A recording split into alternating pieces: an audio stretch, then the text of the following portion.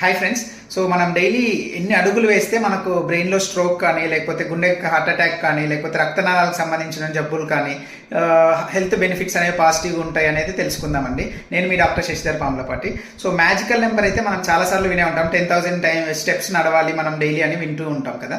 So but studies over lakhs of population మీద చేసిన studies ఏం చెప్తున్నాయంటే, మనకు అర్లియస్ట్గా 2,300 నుంచి 2,700 స్టెప్స్ అంటే అడుగులు మనం ఒక రోజులో వేయగలిగితే 8 to 10% ఇది హార్ట్కి సంబంధించి, బ్రెయిన్కి సంబంధించి, రక్తనాళాలకు సంబంధించినవన్నీ తగ్గుతాయి.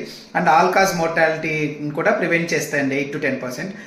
మ్యాక్సిమల్ బెనిఫిట్స్ అనేది మనకు డైలీ 9,000 స్టెప్స్ వేస్తే సరిపోతుందండి. అండ్ 9 to 16,000 స్టెప్స్ తర్వాత స్లైట్గా బెనిఫిట్ ఉంటుంది అంతే అండి, ఎక్కువ మేజర్ బెనిఫిట్ ఏమి ఉండదు.